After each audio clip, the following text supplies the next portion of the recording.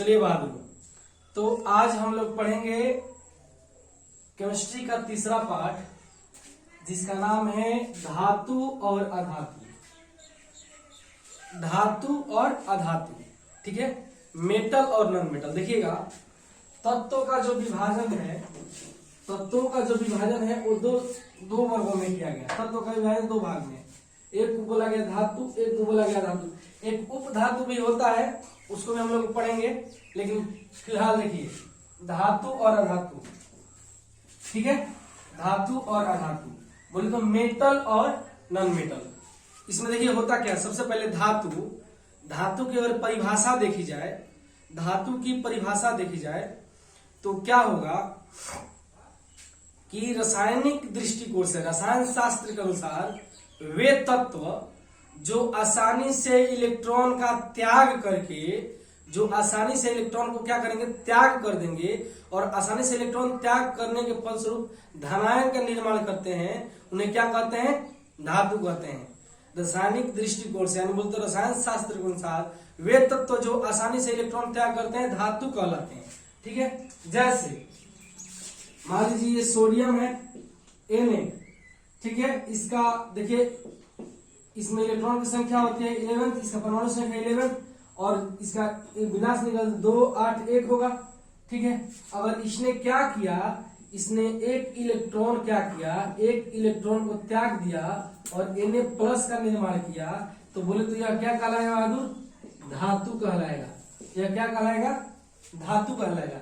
लेकिन देखिएगा, पारंपरिक दृष्टिकोण से, पारंपरिक परिभाषा के अनुसार धातु किसे कहा जाता है, तो धातु को परिभाषित किया गया उनके गुणों के आधार पर। किस चीज के आधार पर, उनके गुणों के आधार पर। तो आइए हम लोग पढ़ेंगे भौतिक गुण। इससे पहले देखिए कुछ विशेष धातुएं हैं जिनके बारे में हम लोग को पढ़ना है। कुछ विशेष धातु जैसे सोडियम, मैग्नीशियम, जिंक, एल्युमिनियम, लोहा, सोना, कॉपर, सिल्वर, प्लेटिनम, मरकरी, ये सब के सब क्या है, धातु है। ये सारे के सारे क्या है, धातु हैं। बोले तो इलेक्ट्रॉन का दान करती है। किस चीज का दान करते हैं जी, इलेक्ट्रॉन डोनर है, इलेक्ट्रॉन दान करती है। ठीक उसी प्रकार से धातु कार्बन है, नाइट्रोजन है, ऑक्सीजन है, क्लोरीन है, सल्फर है, आयोडीन है, हाइड्रोजन है, ये सब के सब क्या है जी, अधातु है। तो मेनली इतना के बारे में हम लोग को पढ़ना है।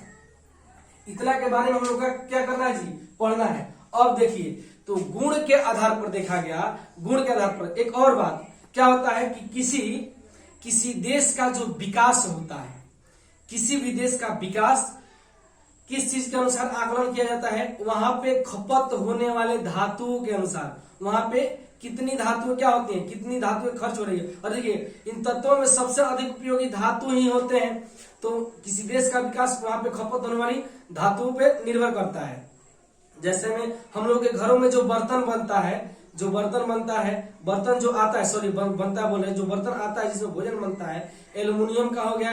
एल्युमिनियम का आता है कि नहीं आता है, कुछ बर्तन कॉपर के भी आते हैं, देखिए स्टील के भी बर्तन आते हैं। तो देखिएगा होता क्या है, लोहा जैसे हो गया, लोहा भी क्या है, लोहा का खपत जैसे होता है उद्योग क्षेत्र में होता है, पुल बनाने में, घर बनाने में, रेल की पटरियों को बनाने में, ये सब के सब क्या है, ये इनका जो जितना खपत होगा, तो इससे इसका तात्पर्य क्या है कि हमारे देश में, हमारा देश विकास के पथ पर अग्रसर है। अर्थात हम कह सकते हैं कि किसी देश का विकास उस वहां पे खपत होने वाली धातुओं पे निर्भर करता है। एक होता है सामरिक तत्व। क्या होता है बहादुर, सामरिक धातु या सामरिक तत्व होता क्या है, वे सारे तत्व जिनका उपयोग क्या किया जाता है, जैसे कि उनका उपयोग किया जाता है, जैसे यूरेनियम हो गया, इन सब का उपयोग किस चीज में किया जाता है जी, देश के जो सैन्य बल होते हैं उनके हथियार को बनाने में, या फिर अंतरिक्ष की जितनी योजनाएं होती हैं उसमें भी इनका प्रयोग किया जाता है। तो उसको क्या बोलेंगे, सामरिक तत्व बोलेंगे। लेकिन हम लोग को पढ़ना है पारंपरिक दृष्टिकोण से धातु को कैसे परिभाषित किया गया। ऐसे तो रसायन शास्त्र के अनुसार बता दिया गया कि जो इलेक्ट्रॉन का त्याग करता है आसानी से, क्या कहलाएगा, वो तत्व धातु कहलाते हैं। लेकिन पारंपरिक दृष्टिकोण के अनुसार इसमें सबसे पहले आता है बहादुर इलेक्ट्रॉनिक विन्यास। क्या आता है जी, इलेक्ट्रॉनिक विन्यास। देखिए ये होता क्या है, इलेक्ट्रॉनिक विन्यास क्या होता है, तो नियमानुसार किसी तत्व के इलेक्ट्रॉनों को उसके कक्ष में सजाने की प्रक्रिया क्या कहलाती है? इलेक्ट्रॉनिक विन्यास कहलाता है। तो इलेक्ट्रॉनिक विन्यास में बताया क्या गया कि धातु जो होते हैं, धातु के बाह्यतम कक्ष में, धातु के बाह्यतम कक्ष, कौन सा कक्ष? बाह्यतम कक्ष। बाह्यतम कक्ष में इलेक्ट्रॉन की संख्या कितनी होगी? 1, 2 या 3। यानी किसी धातु के बाह्यतम कक्ष में इलेक्ट्रॉन की संख्या क्या होगी? 1 होगी, 2 होगी अथवा 3 होगी। बोले तो कम से कम उसके बाह्यतम कक्ष में इलेक्ट्रॉन की संख्या क्या होगी? 1 होगी। अधिक से अधिक कितना हो सकता है? 3 हो सकता है। वो क्या कहलाएगा? धातु कहलाएगा। क्या होगा? वो धातु होगा। ये इसका पहला पहचान है और यह मोस्ट इंपॉर्टेंट पहचान है बहादुर। देखिए अब जैसे अब इसके बाह्यतम कक्ष में इलेक्ट्रॉन की संख्या क्या हो गई? 1, 2 अथवा 3। अब यह क्या करेगा? आसानी से इलेक्ट्रॉन को त्याग कर सकता है। कैसे? अब जैसे कोई पूछ दिया आपसे कि बताइए बहादुर, ये सोडियम क्या है? सोडियम धातु है कि नहीं है? देख लेते हैं। सोडियम की परमाणु संख्या 11।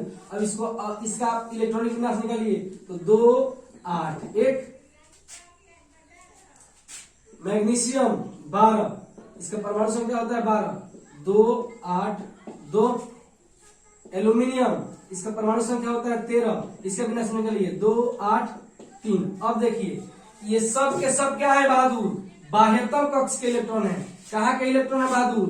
बाह्यतम कक्ष के इलेक्ट्रॉन। बाह्यतम कक्ष के इलेक्ट्रॉन है। किसके इलेक्ट्रॉन है? बाह्यतम कक्ष के इलेक्ट्रॉन। तो बाह्यतम कक्ष के में इलेक्ट्रॉन की संख्या कितनी है? पहले में 1 है, दूसरा में 2 है और तीसरा में क्या है? 3 है। इसका मतलब हम निश्चित रूप से कह सकते हैं, क्या कह सकते हैं जी, कि ये जितने भी तत्व हैं, ये सोडियम हो गया, मैग्नीशियम हो गया, एल्यूमिनियम हो गया, ये क्या है बहादुर? ये क्या है? तो ये धातु है। क्या है? धातु है। धातु क्यों है? क्योंकि इनके बाह्यतम कक्ष में इलेक्ट्रॉन की संख्या कितनी है? 1, 2 या 3। 1, 2 या 3। अतः यह क्या है? धातु है। अतः यह क्या है? धातु है। ठीक है, बात समझ में आई होगी। और देखिएगा उसके बाद क्या होता है? उसके बाद क्या होगा? विद्युत धनात्मक गुण। विद्युत धनात्मक गुण क्या होता है जी? विद्युत धनात्मक गुण किसे कहते हैं? तो तत्वों के इलेक्ट्रॉन त्यागने की प्रवृत्ति। इलेक्ट्रॉन त्यागने की प्रवृत्ति क्या कहलाता है? विद्युत धनात्मक गुण कहलाता है। तो देखिएगा अब इलेक्ट्रॉन वो त्यागेगा कहाँ का? बाह्यतम कक्ष का। कहाँ का इलेक्ट्रॉन त्याग सकता है? बाह्यतम कक्ष का। इसका मतलब क्या है? इसका मतलब क्या है कि धातु के बाह्यतम कक्ष में 1, 2 या 3 इलेक्ट्रॉन, अर्थात वह कितना अधिकतम इलेक्ट्रॉन त्याग सकता है जी? 3। न्यूनतम कितना त्याग सकता है? 1। तो जैसे विद्युत धनात्मक गुण किसे कहते हैं? इसमें क्या होता है कि धातुओं में इलेक्ट्रॉन त्यागने की प्रवृत्ति होती है, इलेक्ट्रॉन त्यागने का गुण होता है। इसी गुण को बोलते हैं विद्युत धनात्मक गुण। जैसे देखिए बहादुर, जैसे देखिएगा ये सोडियम है। सोडियम, इसका परमाणु संख्या 11। इसने क्या किया? 1 इलेक्ट्रॉन का त्याग किया। और एक और बात आप लोग को याद होगा, बताया गया है कि 2, 8, 8 का जो विन्यास होता है बहादुर, जो विन्यास होता है बहादुर, वह क्या होता है? अस्थाई होता है। और हर एक तत्व क्या चाहता है जी? कि उसका अष्टक पूरा हो। क्या पूरा हो? अष्टक पूरा हो। अष्टक पूरा हो मतलब क्या? उसके बाह्यतम कक्ष में इलेक्ट्रॉन की संख्या कितनी हो जाए? कितनी हो जाए? तो 8 हो जाए। ठीक, तो देखिए इसका विन्यास हम निकालेंगे तो 2, 8, 1। इसने क्या किया? 1 इलेक्ट्रॉन। हाँ, और क्या होगा? जब वह इलेक्ट्रॉन का त्याग करेगा तो अपने नजदीकी निष्क्रिय गैस की भांति वह अपना विन्यास प्राप्त करना चाहता है या प्राप्त करेगा। तो जैसे सोडियम देखिएगा, सोडियम इसका परमाणु संख्या 11। इसने क्या किया? 1 इलेक्ट्रॉन त्याग दिया तो इस पे बनाया Na+। और इसका अब विनाश क्या हो जाएगा? 2, 8। बहादुर आप देखिएगा नियान जो होता है, इसका भी इलेक्ट्रॉनिक विनाश कितना होता है? 2, 8। और बहादुर ये है क्या? तो यह क्या है? निष्क्रिय गैस है। कैसा गैस है बहादुर? निष्क्रिय गैस है। कैसा गैस है? निष्क्रिय। वर्ग 18 या वर्ग 0 का तत्व है ये। निष्क्रिय गैस है, निष्क्रिय गैस। और इस विन्यास में कोई अंतर है? नहीं है। अर्थात क्या हुआ? सोडियम इलेक्ट्रॉन त्याग करके अपने नजदीकी गैस नियान की भांति क्या कर लिया? अपने विन्यास को क्या किया? प्राप्त किया। अपने विन्यास को क्या किया? प्राप्त किया। बात समझ में आ रही है? ठीक। तो क्या हुआ? विद्युत धनात्मक गुण में क्या होगा? तत्व में इलेक्ट्रॉन त्यागने की प्रवृत्ति होती है। अब बात यह है बहादुर कि वह कितना इलेक्ट्रॉन त्याग सकता है, कितना इलेक्ट्रॉन त्याग सकता है। तो उसके बाह्यतम कक्ष में जितने इलेक्ट्रॉन होंगे उतना ही वह इलेक्ट्रॉन त्यागेगा, उतना ही वह क्या करेगा, इलेक्ट्रॉन त्यागेगा बहादुर। तो देखिए धातुओं के बाह्यतम कक्ष में इलेक्ट्रॉन की संख्या कितनी होती है, 1, 2 अथवा 3। तो वह 1 इलेक्ट्रॉन त्यागता है। कोई धातु है, कोई मेटल है बहादुर, अगर इसने 1 इलेक्ट्रॉन को क्या किया, 1 इलेक्ट्रॉन निकाला तो इस पे बनेगा 1 प्लस। अगर इसने क्या किया, 2 इलेक्ट्रॉन को अगर निकाला तो इस पे बनेगा डबल प्लस। और क्या किया, इसने 3 इलेक्ट्रॉन को निकाला, इसने कितने इलेक्ट्रॉन को निकाल दिया, 3 इलेक्ट्रॉन को, तो इस पे बनेगा ट्रिपल प्लस। क्या बनेगा, ट्रिपल प्लस। इसको तो हम केवल प्लस लिखेंगे, इसको 2 प्लस लिख सकते हैं, इसको 1 प्लस 1 प्लस 3 प्लस लिख सकते हैं। बात समझ में, यानी उसने जितना इलेक्ट्रॉन तत्व जितना इलेक्ट्रॉन त्याग करेगा उस पे उतना ही प्लस चार्ज क्या होगा बहादुर, बढ़ेगा, उतना ही प्लस चार्ज रहेगा। क्या होगा, उतना ही प्लस चार्ज रहेगा। देखो जी, तो मेटल जो है इसके बाह्यतम कक्ष में 1, 2 या 3 सामान्य रूप से कहा जाए तो क्या कहा जाए बहादुर, क्या कह सकते हैं कि इसमें इलेक्ट्रॉन त्यागने की प्रवृत्ति होती है, वह इलेक्ट्रॉन का क्या करता है, त्याग करता है। जैसे तुम लोग क्या करते हैं, अपना दिल किसी को निकाल करके देता है, उसी तरह से अभी क्या करता है, या अपने दिल के रूप में क्या करता है, इलेक्ट्रॉन निकालता है। तो बताओ तब तो अधिकतम कितना इलेक्ट्रॉन दे सकता है, कितना दिल निकाल सकता है, बोलते कितने गर्लफ्रेंड रख सकता है, तो अधिकतम 3 गो गर्लफ्रेंड रख सकता है। कोई रख सकता है 3 गो, और न्यूनतम 1 गो। आकाश कहीं ऐसा होता कि 3 गो दिल होते सीने में, 1 गो टूट भी जाता है, इसमें तो तकलीफ ना होती जीने में। तो क्या होगा जी, यह अधिकतम कितना इलेक्ट्रॉन रख सकता है, 3। और जब यह इलेक्ट्रॉन देगा तो इस पे प्लस चार्ज आ जाएगा। क्या चार्ज, जैसे तुम लोग इलेक्ट्रॉन देता है तो तुम लोग दिल देता है तो क्या होता है, प्यार में लोग बीमार का है बोला, मिले खातिर दिल बेकरार का है बोला, पता ना मिले खातिर दिल बेकरार का है बोला। तो उसी तरह से इस ससुरा जब इलेक्ट्रॉन देगा बहादुर तो इस पे कौन चार्ज आ जाएगा, प्लस चार्ज। क्या चार्ज आएगा, प्लस चार्ज। बात समझ में आई, इलेक्ट्रॉनिक विन्यास। उसके बाद एक गुण है तन्यता। क्या है बहादुर, तन्यता। देखिए तन्यता क्या होता है, तन्यता क्या होता है, इसको देखिए, धीरज रखिए, आराम से धीरे धीरे सब पढ़ेंगे और सब समझ में आएगा। तन्य, तन्य में क्या होगा बहादुर, कि धातुएं तन्य होती है। क्या होती है, तन्य, अर्थात उन्हें खींच कर तार बनाया जा सकता है। क्या बनाया जा सकता है बहादुर, तार बनाया जा सकता है। अब देखिएगा इसमें जो सबसे अधिक धातुएं क्या होती है, पहले लिख देते हैं। धातुएं क्या होती हैं, धातुएं तन्य होती हैं। तन्य होती है का मतलब क्या हुआ बहादुर, तन्य होती है का मतलब क्या हुआ, कि इन्हें खींच कर, कोची से, दांत से खींच के तार बना लोगे, नहीं, उसके लिए प्रक्रिया होता होगा। उसके लिए तुम लोग सबको पता है प्रक्रिया क्या होता है। ऐसा थोड़ी है जबरदस्ती प्रेम थोड़ी होता है, प्यार जबरदस्ती नहीं होता, प्यार बस हो जाता है। उसी तरह से धातुएं क्या होती है, तन्य होती है। क्या होती है, तन्य होती है। इन्हें खींच कर क्या बनाया जा सकता है जी, इन्हें खींच कर क्या बनाया जाता है, तार बनाया जाता है।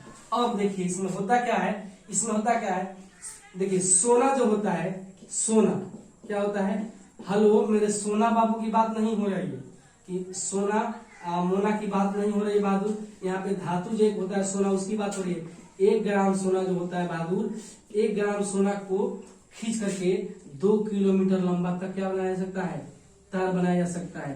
गजरा वाली उड़न परी, मेरा सोना जैसा दिल लेके कहां चली, सोना जैसा दिल लेके भाड़ में गई, तू हमार जान बहू, तू ही परान बहू, कहत काट के दे दी करेजा के, गाढ़ा में फेंक दिया ले जाके।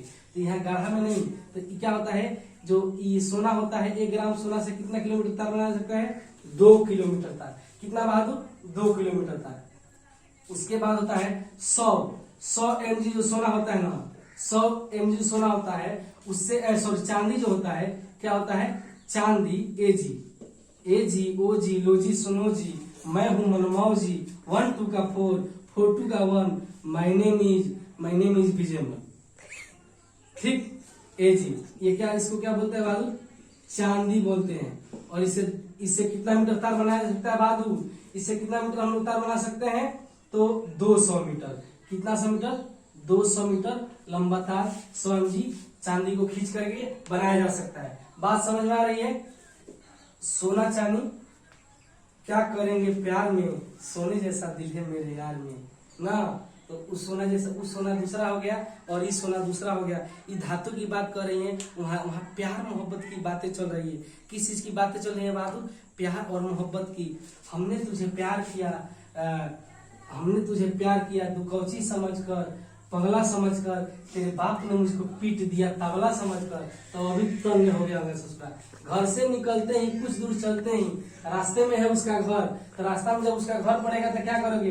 वहां पे जाएगा और जाएगा रास्ता में, तो वहां इंतजार करेगा 2-4 लाठी थुड़ाएगा, तब आगे बढ़ेगा। ठीक, उसका तन्य। उसके बाद होता है क्या? आघात वर्धनीय। क्या होती है? आघात वर्धनीय। देखिए, आघात वर्धनीय का मतलब क्या हुआ कि धातुएं आघात वर्धनीय होती हैं। धातुएं क्या होती हैं? आघात वर्धनीय होती हैं। और इन्हें क्या किया जा सकता है जी? इन्हें पीट करके चद्दर बनाया जाता है। क्या करके? पीट करके चद्दर बनाया जाता है। तो ये इतनी इसी कारण क्या होता है, ये इतनी आघात वर्धनीय होती है कि इन्हें पीट करके कागज से भी पतला तार बनाया जा सकता है। पीट कर, क्या करके? पीट करके। लाभदा से मारी मारी देहिया देला तू, अजैया मारे बालमा मछली खियावेला जरूर। तो उसी तरह से उसको पीटा, जैसे उसको पीट के मछली खिलाता है, ठीक उसी तरह से इसको भी क्या करते हैं जी? पीट करके चद्दर बनाया जा सकता है। तो इनमें सबसे लतखोर जौन होता है, सबसे लतखोर होता है AU और AG। क्या होता है?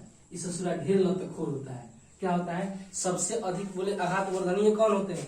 ये होते हैं सोना और चांदी। ठीक है, तो इतना गुण को आप लोग देख लिए। मिलते हैं नेक्स्ट क्लास में। धन्यवाद।